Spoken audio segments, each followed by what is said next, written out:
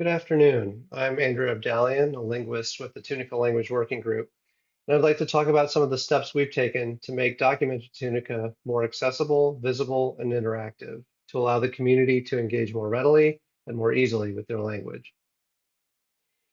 So setting the stage for the talk, I will briefly discuss the history of the Tunica people, the Tunica language, and the Tunica Language Working Group, which is the team that's working to revitalize the language.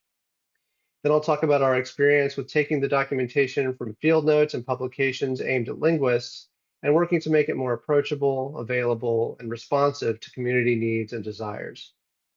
I'll discuss some documentation initiatives currently underway to further these goals, and then I'll conclude with some future goals. So Tunica is an indigenous language of the lower Mississippi Valley in the United States. There's a language isolate, which means we depend on Tunica documentation even more heavily since we can't rely on documentation of related languages to fill gaps in Tunica. Tunica speakers gradually shifted from Tunica to French and then French to English due to European colonization. The last known native speaker of Tunica died in 1948. Thankfully, before that time, linguists worked with 3 Tunica language speakers to document the language. Tunica is one of the heritage languages of the Tunica-Biloxi tribe. Community efforts to revitalize their language date back to at least the 1970s, well before the current collaborative revitalization effort started with the formation of the Tunica Language Working Group. The Tunica Language Working Group is a collaboration between the Tunica-Biloxi tribe and Tulane University linguists that started in 2010 with the goal of reintroducing Tunica as a language of the Tunica-Biloxi community. The collaboration is one of community-engaged scholarship, which Darrell Baldwin et al. Describe as a framework that leverages community involvement and is led by community need. The community wants to engage with their language. How can we make it easier to access and interact with the Tunica language documentation? We have some existing ways to engage with the language, some of which leverage documented Tunica texts. The dictionary is available online and as an app. One children's book has been published that uses modified versions of 2 documented Tunica texts. The textbook that was published also uses excerpts from some Tunica texts as examples. And we've made some Tunica games and coloring books to help children learn the language in an interactive way. Now I'll examine how accessible, that is to say, how available and approachable, documented Tunica is. The documentation in its original form isn't very accessible. It's written with different conventions, some in handwriting, some without word breaks, and it was in need of standardization and entry into a digital database. When choosing a platform for digital documentation, early on, project needs took precedence. For instance, one of the earliest initiatives was to digitize the contents of Mary Haas's Tunica Dictionary, so finding a platform that enabled dictionary creation was important. Other concerns were finding a platform that community language workers had some exposure to, as well as cost, collaborative features, and ease of use. There was a clear platform choice. Community language workers had received training in using SIL's Fieldworks Language Explorer at Breath of Life, a workshop series that provides training on how to use archival documentation. Flex, as it's called, provides an integrated and cross-referenced repository for both dictionary and texts. It focuses on written rather than audio and video transcriptions, which suited our needs. It's free, and it can keep an up-to-date version on the cloud, to which any member of the team can contribute. However, it has a steep learning curve, and there is no web interface for anything beyond looking at the lexicon. This is a screenshot of a very brief text transcribed and analyzed in Flex. When looking at what features would allow for greater community engagement with the language through archival documentation, there are 3 main goals. The first is that the texts need to be easily accessible to community members. They should be able to access the texts with whatever device they have on hand, whether it be a computer, a tablet, a phone, etc. Secondly, they should be presented with the texts in a format that meets their needs. If they want to simply see the English and Tunica versions of the text, that needs to be an option. If they want to delve deeper into the language and look at the morphology of the language, that should be an option as well. The third goal may at first seem more targeted squarely at language workers, but as the language is reintroduced to the community, some community members find themselves more and more curious about the language and more comfortable reading and learning about it. So the ability to run analyses is great for language workers, but also might be of interest to the community at large. How well does Flex meet these goals? How easy is it to access information from Flex? To look at text directly and to do any sort of advanced searching, filtering, or analysis of interlinear texts, you would need to be sitting in front of a Windows PC or a machine with Windows virtualization software with Flex installed on it. To keep your copy of the data up to date with the latest changes and additions, you would need to be granted access by the project's manager, and this access would be read-write access. There is not currently a read-only tier. For dictionaries, Flex provides a method to export a dictionary with search features to a hosted WordPress website called Webinary. They also produce software to create a searchable dictionary app for Android and iOS.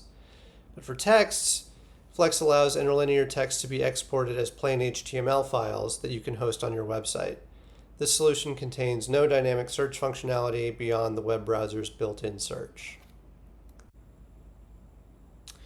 This is what the text we looked at in Flex looks like when exported as HTML. Linguists and language workers would be familiar with this format, but for people not familiar with interlinear text, this could be confusing. We'll look at the problems this solves and what could still be improved upon. First, and crucially, it is a web solution, and thus can be accessed on any device with a network connection and web access. It contains the texts in both Tunica and English, and shows the morphology for those users who are interested. But this type of text can be intimidating for a user who just wants to see the texts in Tunica and English. There's no easy way to search through the corpus and show all instances of a particular word, for instance, and it's also a rather static display and doesn't invite the user to interact with the text. And of course, there's no way to do any, say, statistical analysis of a text or the corpus as a whole. So HTML export helps with accessibility, but we wanted to go further to make the display more searchable and interactive. We wanted to know if this could be done using a Flex database. We learned about LingView, which is a web interface designed to take interlinear texts from Flex and add dynamic search and filtering by tier. This goes some way towards solving the problems of suitability and interactivity. So here's an example of the same brief text in LingView. The interlinearization is similar, but note that the tiers can be shown and hidden. If someone is only interested in seeing the Tunica and English sentences, they can hide all the tiers except for English free. That's what that would look like, and it's just the English and Tunica text right next to each other, sentence by sentence. LingView also has the ability to search across all texts and display all the occurrences of a word or morpheme in a list. Here I've searched for a word, halukini, that appears in the text we've been looking at. In that text, it is glossed as world, but with this search, we can see where it appears in a different story, the Owl Mammoth story, as meaning town or village. The advanced search allows the user to see connections that might otherwise have gone unnoticed if using the browser's built-in find capability. So in addition to displaying and hiding tiers to fit viewer need and its advanced search functionality, LingView also creates a full website.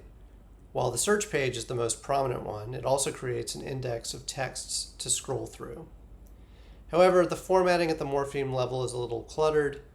The software isn't updated often and could benefit from more contributors. Additionally, the website must be compiled from the command line or GitHub, so it requires more technical expertise than just exporting to HTML.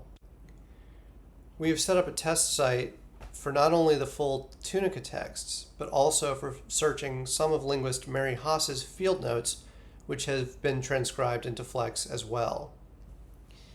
The third goal on our list, the ability to run some analytical tests via a web interface, is still missing. What we're currently working on is still in its early stages, but will hopefully solve the last bullet point on the list, making analysis and advanced querying available in a web interface. I have developed some ways to run tests on texts exported from Flex using both Python and R. This allows for analysis outside of Flex, though that analysis is not yet user-friendly, requiring some familiarity with coding, nor is it available in a web interface yet. This is what our text looks like in database form. Some columns have been omitted due to space constraints, but it opens up avenues not available with the other solutions, like showing all words that belong to a specific semantic domain, for instance. The implementation of such a tool would help language workers, yes, but would also allow the community at large to investigate their language in new ways without needing to download, install, and learn to use a program that, despite its powerful features, was designed with linguists in mind. These are some of the recent and ongoing initiatives to improve community access to Tunica language documentation materials.